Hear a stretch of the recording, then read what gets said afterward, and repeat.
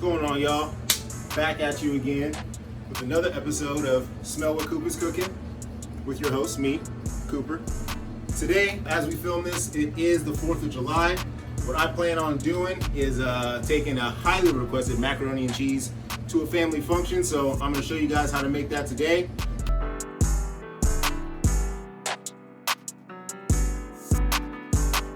Macaroni.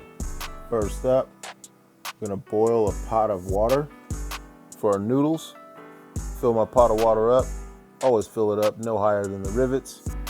Generously adding in my salt, bringing that to a rolling boil. Once I've done that, I'm gonna go ahead and drop in my box of macaroni noodles. Stirring this occasionally so to make sure that it doesn't stick. I'm gonna boil this for probably about I'd say anywhere from like 8 to 11 minutes, depending on the doneness that you want. I'm looking for somewhere around al dente. Once cooked, I'm going to put my strainer on top of a bowl and then strain my pasta into the strainer so that some of that starchy liquid, that water that it was boiling in, I want to retain some of that. Once finished, I'm going to set my cooked macaroni noodles to the side along with my bowl of pasta water.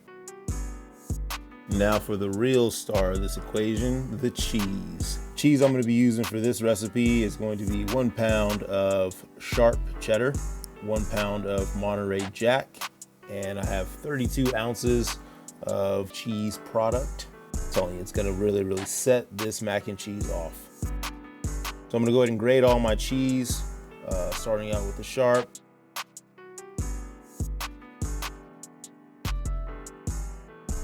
Finishing up with this Monterey Jack.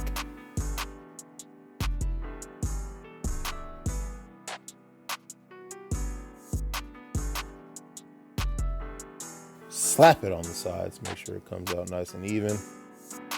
All right, once I got my cheese grated, I'm going to add that into a bowl. I had some excess cheese here still from the block. I didn't feel like ruining my recipe or ruining my fingertips by grating my fingers off, so I decided to just dice that up, and I added that to my bowl of shredded cheese right here. Next, I got my 32 ounce processed cheese product. I'm gonna take this, it's pretty soft, but I'm gonna go ahead and cut this up into cubes. It's gonna make it easier to melt into the sauce when we start making our cheese sauce. Now we're gonna make the cheese sauce. For my cheese sauce, I'm going to make a bechamel. To start that bechamel, I'm going to create a roux. So in a pot that I have on very low heat, I'm going to melt a half a stick of butter. Once that half a stick of butter is melted, I'm going to add in about 2 tablespoons of minced garlic. Cook that until fragrant. I'd say about 30 seconds. Once that becomes fragrant, I'm going to go ahead and start slowly adding in my flour. A little bit at a time as I'm whisking at the exact same time. Add in some flour, whisk a little bit of that in until I get that combined in with my butter. Add in a little more flour. I think I have about a cup of flour here, you guys. That's what I'm using. Continue to add that flour in like I am doing so here until your roux starts to get a little bit thick. See how mine's getting thick there? You want to keep cooking that until it becomes slightly nutty. You don't want to burn it though. Don't brown it too much, don't burn it. Once I've done this, I'm going to slowly start adding in my milk. I'm going to start with a cup of milk. Don't want to add too much liquid at first because you don't want to overboard it. Just keep adding in slowly as you go, whisking continuously until that sauce starts to thin out a little bit. Keep adding milk if you need until you get a nice sauce. This is your bechamel, you guys. This is going to be the base of our cheese sauce. Once my bechamel is thickened to the sauce that I want, I'm going to start adding in my seasonings. First, I'm going to add some black pepper. Next, I got some onion powder, mustard powder, going with some ground thyme here. And I've got some paprika as well. I have half a teaspoon of each of these for those of you out there asking about specific measurements for these ingredients. Once I've added that seasoning in, I'm going to go ahead and start to whisk my bechamel. If your bechamel becomes too thick, it's okay to go ahead and add a little bit more liquid. So I'll go and add a little bit more milk into mine. Once I've got my bechamel back to the consistency that I want, Now I'm gonna start adding in my cheese product and melting that into my bechamel. I'm gonna grab a spoon and I'm gonna start stirring that in to incorporate. Once I have it broken down a little bit more, I'm going to add in more of that cubed cheese.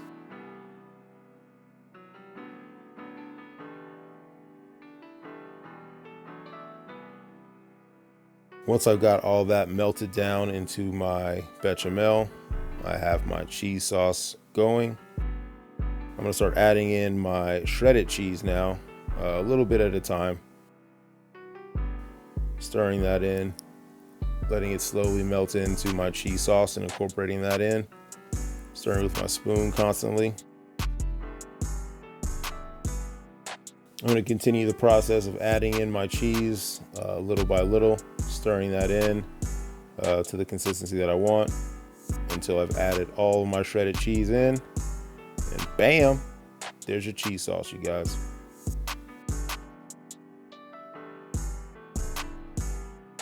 All right, we already put the mac and roni. Let's go ahead and put the mac and cheese in my pre-cooked pasta noodles, my macaroni noodles. If yours get a little bit stuck from sitting for some time, that's why we retain some of that starchy pasta water. I'm gonna go ahead and take that water, pour that into my strainer that has my pasta noodle still inside of it, and give it a little mix, and that'll help your noodles from clumping and getting all stuck together. Next, I'm gonna transfer that macaroni back into the large pot that I boiled it in. Once I've got all my macaroni inside the pot, I'm going to take my cheese sauce that we just made, and I'm gonna pour about, I would say honestly like 75% of the mixture, the amount that I made. I made a ton of it, you guys. I don't need that much for this macaroni and cheese. Once I pour that onto my macaroni, I'm gonna go ahead and grab my spoon and start to stir that all around. Go ahead and stir all that in. Come on, look at that, y'all. Y'all know that looks good. That creamy, delicious cheese sauce covering all those noodles. Come on. I've got a glass baking dish here. I'm gonna go ahead and butter this. I've got some butter in the center of my pan here. I'm gonna take my brush and I'm just going to brush the entire bottom surface of it and all the sides. Once I've got my glass baking dish all the way buttered down completely, I'm gonna go ahead and add in my mac and cheese into this baking dish, slowly adding it to make sure I don't miss or spill any out anywhere. Look at that, y'all. Looks delicious. Now I'm gonna go ahead and pat that down, making sure that it's evenly packed out all the way throughout my baking dish. Next, I'm going to add my fourth cheese onto this mac and cheese. This comes in the form of a mixture I made of Parmesan cheese, panko breadcrumbs, and dried parsley. I put all that in a bowl, mix it up. I probably used about a cup each of Parmesan cheese and breadcrumbs. And I probably used about, I'd say, a tablespoon of dried parsley. I'm gonna finish that with a couple cracks of black pepper. And there you go, you guys.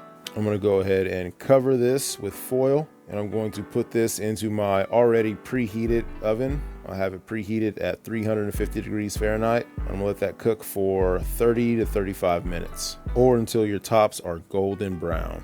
Remove that from your oven, and there you go, you guys. Mac and cheese. 4-cheese mac and cheese. We use the sharp cheddar cheese, we use Monterey Jack cheese, and we use that cheese product that really helped us get that creaminess, along with the bechamel that we made for the cheese sauce. And then we have that Parmesan cheese, panko, parsley breadcrumb mixture on top.